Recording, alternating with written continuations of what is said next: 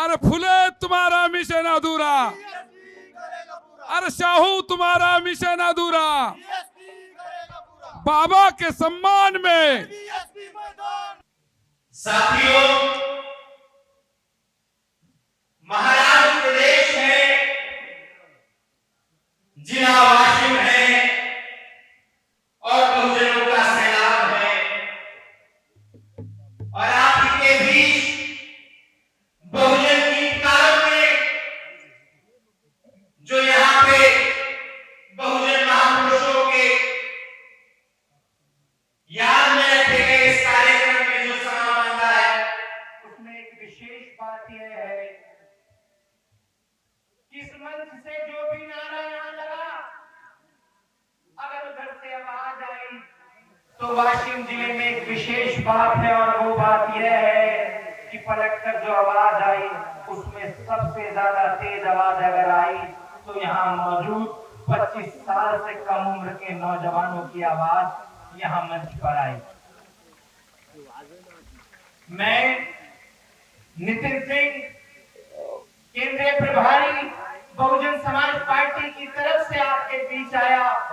मैं आभार व्यक्त करना चाहता हूं वाशिम जिले के लोगों का, और मैं यकीन के साथ कह सकता हूं कि यह वाशिम जिले में किसी भी पार्टी की अभी तक की सबसे बड़ी रैली साबित इस बात से होगी, क्योंकि यह रैली की भीड़ किसी पैसे या किसी सामान को बांट कर लाई गई भीड़ नहीं है। यह भीड़ आई है अपनी पार्टी के लोगों के निर्देश और बहन जी के आदेश और निर्देश को सुनने के लिए लाई गई भीड़ है।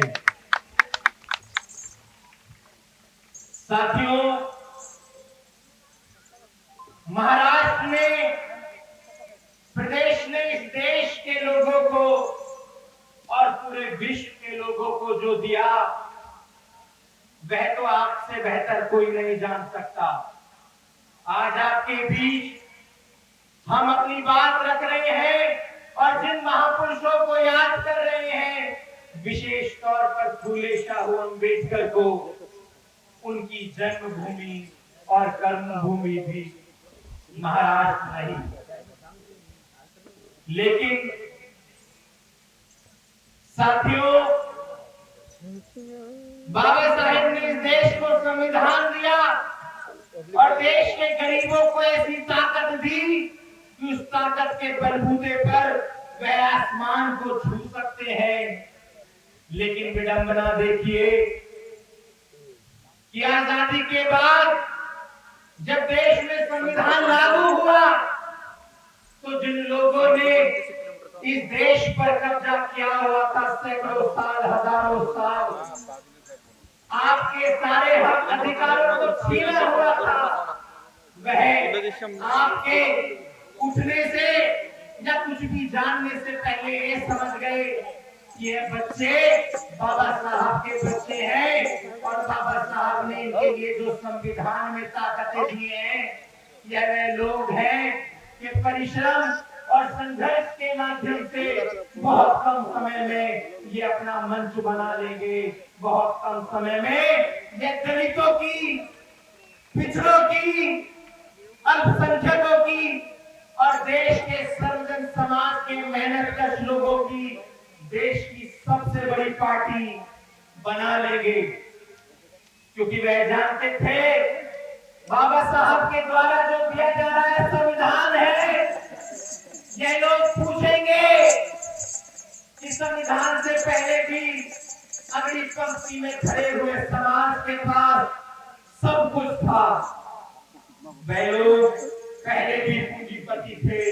यह लड़ाई इस बात की नहीं थी कि बाबा साहब इस देश के बहुसंख्यक समाज के लोगों को कुछ देना चाह रहे थे, यह बात और लड़ाई इस बात की थी कि वह उनको देना चाह रहे थे जो आजादी के पहले ऐसे हाथ लिए खड़े थे और पूछ रहे थे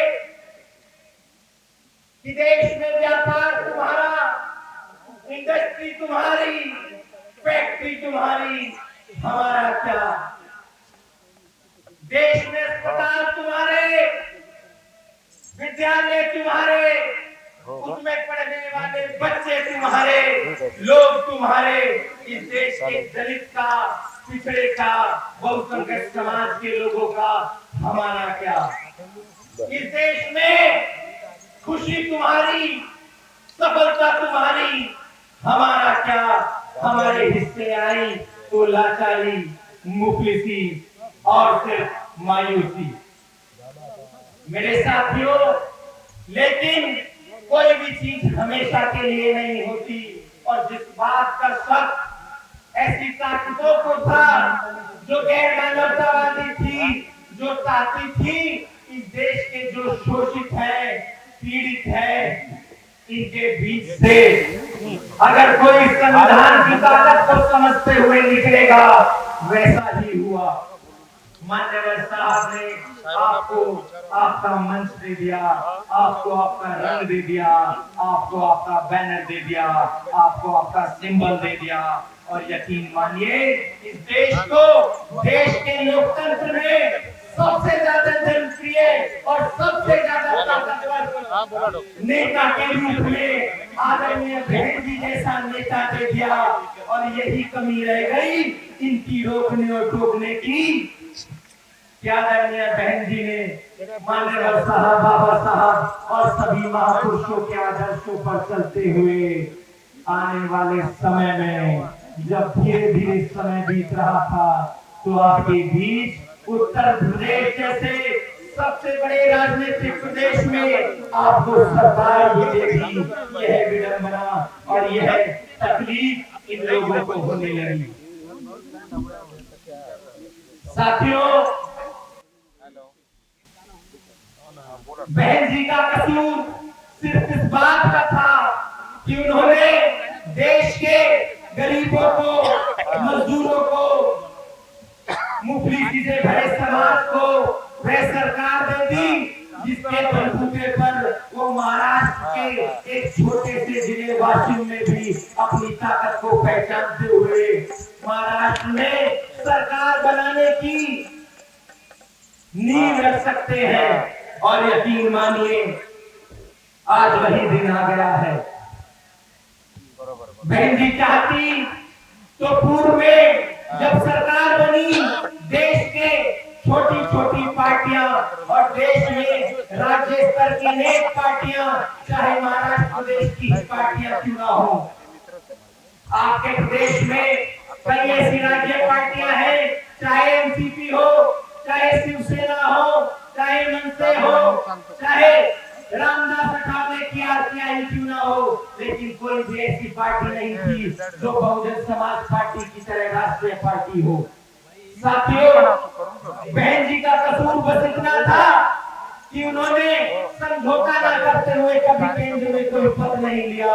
अगर वह बनी तो प्रदेश के तौर पर भी उत्तर प्रदेश में मुख्यमंत्री बनी, क्योंकि वह जानती थी कि मैं मुख्यमंत्री के तौर पर ही अपने प्रदेश को ऐसा राज दे सकती हूँ जिसके बलबूते पर अन्य राज्य के लोग भी अपनी सरकार को बनाने की कोशिश कर सकें। और ऐसा ही होने जा रहा है। साथियों, समय कम है, 2024 आने वाला है। अगर बहन जी चाहती तो हर वो पद ले सकती थी जिसके बलबूते पर इस पार्टी को कमजोर किया जा सके, लेकिन ऐसा समय आ गया है जब कांग्रेस को पूरे देश में कोई पसंद नहीं कर रहा है और भारतीय जनता पार्टी जैसी सरकार से पूरे देश के बहुसंख्यक समाज के, बहुजन समाज के लोग त्रस्त हैं। ऐसी स्थिति में अगर कोई एक नाम बचता है तो वह बहुजन समाज पार्टी है, एक नेता बचता है तो आदरणीय बहन जी है, एक सिंबल बचता है तो हाथी का सिंबल है और नीला झंडा है। मेरे साथियों, आने वाले समय में महाराष्ट्र प्रदेश में चुनाव है और लोकल बॉडी से लेकर जब 24 में आम चुनाव है और संसद के चुनाव है, ऐसा नहीं है कि आप जैसे लाखों करोड़ों लोगों को जो देश में सबसे ज्यादा है उन्हें कमजोर किया जा सकता है। मेरे साथियों, इस देश के सबसे ज्यादा वोटर सपोर्टर बहुजन के समाज के लोग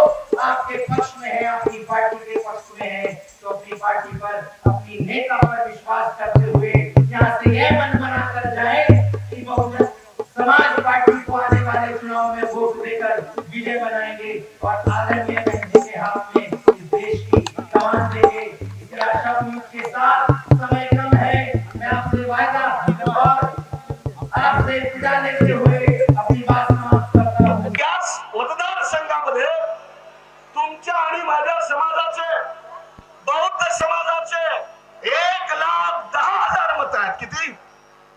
किती मत आहेत? 1,10,000 मत.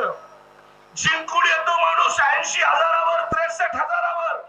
अरे तुम्ही जर बाबासाहेबांची औलाद असाल आणि एका बापाची औलाद असाल, तुम्ही जर ठरवलं तर या मतदारसंघाचा आमदार बाबासाहेबांना बोट म्हणणारा होऊ शकतो, निळ्या झेंड्याचा होऊ शकतो.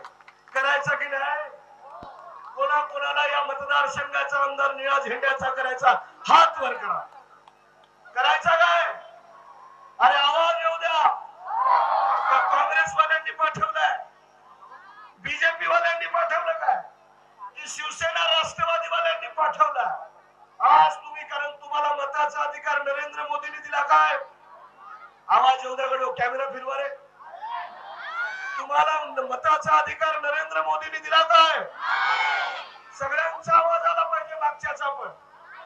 शरद पवारनी दिला काय? सोनिया गांधींनी दिला काय? राहुल गांधींनी, इंदिरा गांधींनी दिला काय? उद्धव ठाकरेंनी किंवा हेडगेवारांनी दिला काय? तुम्हाला मताचा अधिकार तुमच्या माझ्या बापानी डॉक्टर बाबासाहेब आंबेडकरांनी दिला. जर मताचा अधिकार आम्हाला बाबासाहेबांनी दिला असेल तर त्याचा उपयोग कोणासाठी झाला पाहिजे? बाबासाहेबांसाठी झाला पाहिजे की नाही? अरे बोला की हो की नाही? कोणासाठी उपयोग झाला पाहिजे?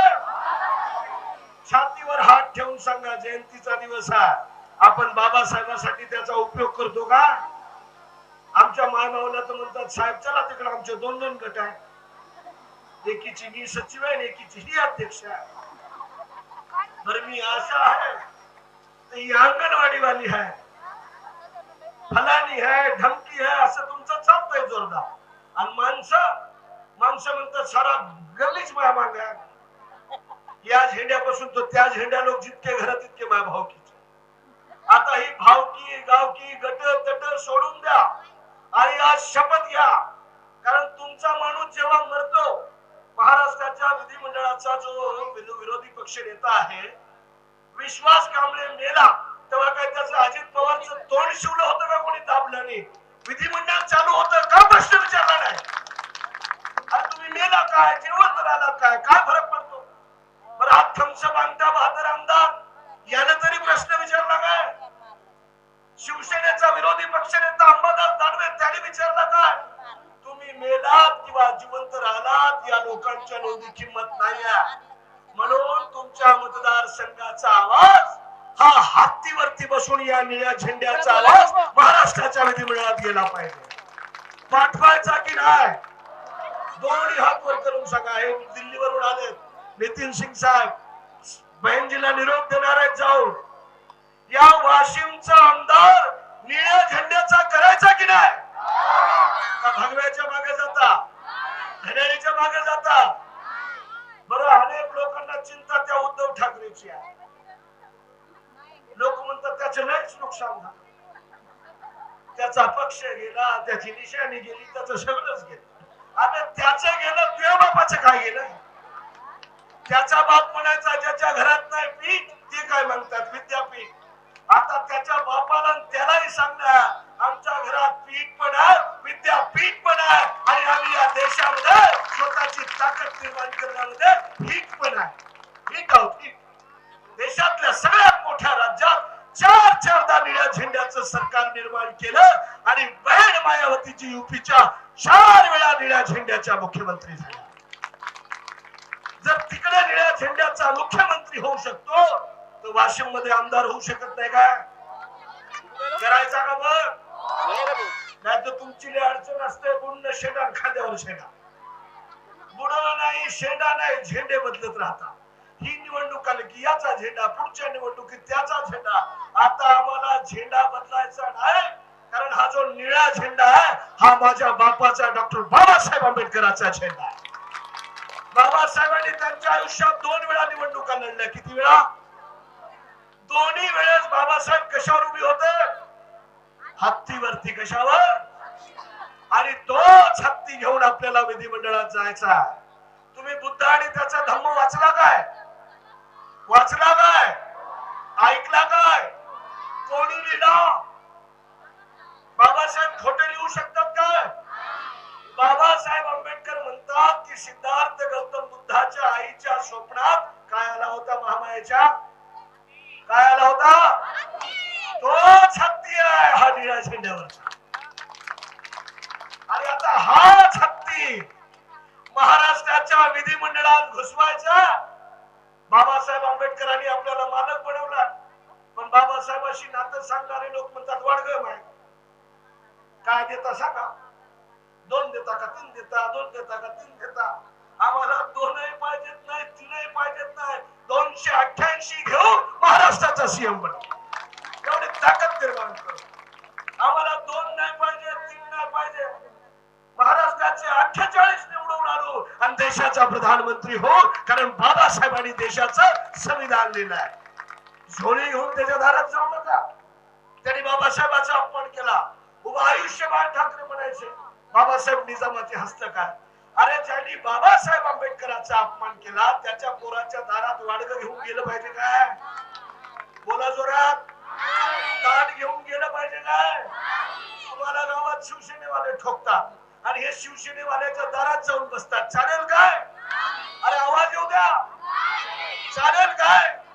हे सगळं बंद करायचं. या मतदारसंघाचा आमदार बाबासाहेबांना बाप म्हणणारा झाला पाहिजे. हेडगेवारला नाही, राहुल गांधीला नाही, शरद पवारला नाही, सोनिया गांधीला नाही. पण तुम्हाला ठरवायचं आहे बाबासाहेबांना बाप म्हणणारा आमदार पाठवायचा का उद्धव ठाकरेला बाप म्हणणारा? बोला. बाबासाहेबांना बाप म्हणणारा आमदार पाठवायचा का शरद पवारच्या अजित पवारचे जोडे उचलणारा आमदार पाठवायचा? बाबासाहेबांना बाप म्हणणारा आमदार जिंकून द्यायचा की त्या ठिकाणी सोनिया गांधीच्या देवेंद्र फडणवीसच्या पिशव्या उचलणारा आमदार जिंकून आणायचा?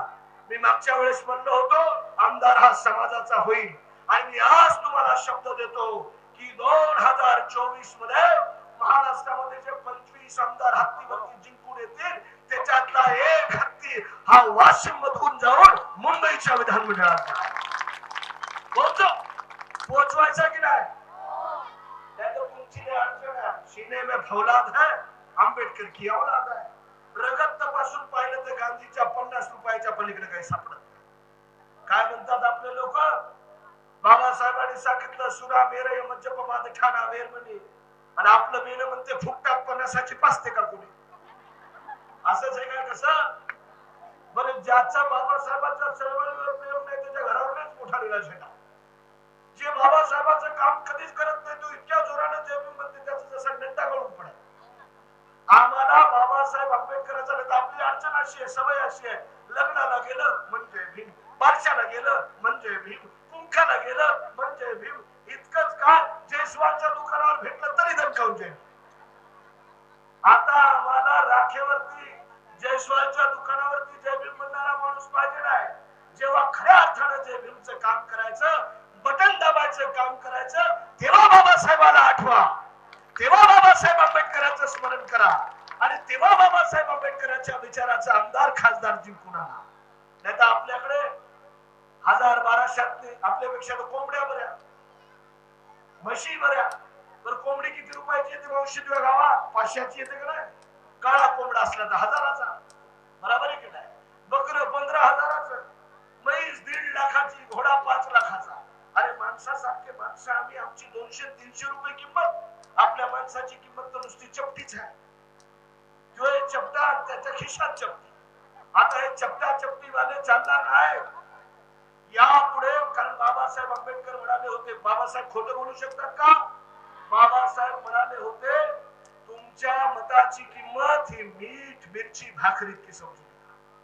तुमच्या मताची किंमत ही तुमच्या आईच्या बहिणीच्या आबरूपेक्षा किंबहुना त्याही पेक्षा अधिक आहे. याचा अर्थ असा मत विकणं म्हणजे स्वतःची माय बहीण विकणं.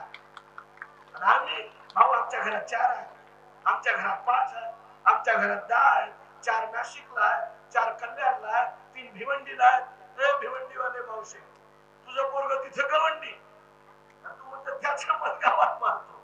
हे सगळं थांबलं पाहिजे. थांबवायचं की नाही? कोणाच्या हातात आहे? मग आपल्या हातात. यापुढे आज बाबासाहेबांच्या जन्मदिवशी शपथ घेऊया, आम्ही आमचं मत विकणार नाही. कोण कोण शपथ घेते? हात वर करा बरं. आम्ही आमचं मत विकणार, दारूला देणार, पैशाला देणार.